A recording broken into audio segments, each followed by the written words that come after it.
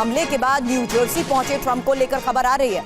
जिस तरीके से इस हमले को अंजाम दिया, मोटिव क्या है, हमलावर के बारे में शुरुआती जांच में क्या सामने आ रहा है, अपडेट आपको दिया। लेकिन अब आपको बता दें कि उसी के बाद हॉस्पिटलाइज किया गया था डोनाल्ड ट्रंप को, और हॉस्पिटल से डिस्चार्ज होने के बाद की अब ये तस्वीरें भी सामने आ रही है। हमले के बाद ट्रंप का ये पहला वीडियो है जहां आपको बता दें कि इस हमले के बाद अब डोनाल्ड ट्रंप न्यू जर्सी भी पहुंच गए हैं। तो अब फिलहाल FBI जिस तरीके से डोनाल्ड ट्रंप की हत्या की, क्या ये साजिश थी, इसको लेकर जांच कर रही है। शरदेंदु सर, जिस लिहाज से स्पेक्यूलेशंस अमेरिका में लगाए जाते हैं, बहुत वोकल भी होते हैं और कुछ ऐसे स्टेटमेंट भी आते हैं जहां पर क्या ये स्पेक्यूलेशन लगाना भी पॉलिटिकल सिनेरियो में सही है कि एक पॉलिटिकल स्टंट हो सकता है या नहीं?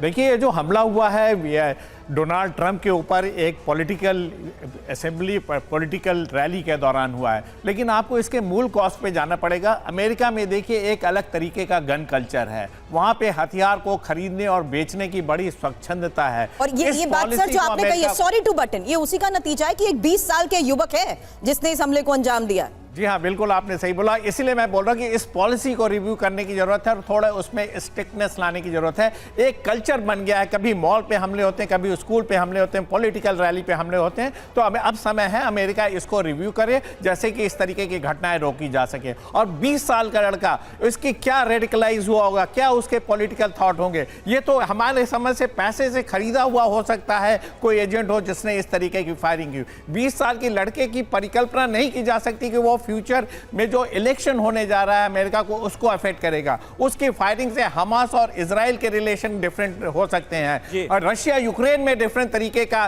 सिनेरियो इमर्ज हो सकता है। लेकिन ये सारी चीजें देखिए, उसके पीछे रूट कॉज मेरा मानना है कि अमेरिका की पॉलिसी है। आज रिपब्लिकन पे अटैक हुआ, कल डेमोक्रेट पे अटैक हो सकता है। इसके लिए आपको एक पुख्ता आपको अपनी नीति लानी पड़ेगी और रिव्यू करने की जरूरत है। और जहां तक डोनाल्ड ट्रंप का सवाल है, ये उनकी खुशकिस्मती की वो बच गए। उनकी जो सीक्रेट सर्विसेज, उनको रिव्यू करना पड़ेगा अपने इंफॉर्मेशन गैदरिंग, इंटेलिजेंस। इतने बड़ी सिक्योरिटी चूक कैसे हो गई कि 200 या 300 मीटर पे कोई शूटर आपकी रैली में फायर करता है और आपके बिल्कुल सुरक्षा में निश्चित तौर पर शरदेंदु जी ये बहुत बड़ी चूक है और ट्रंप की खुशकिस्मती रही कि वो इस हमले में बाल बाल बच गए।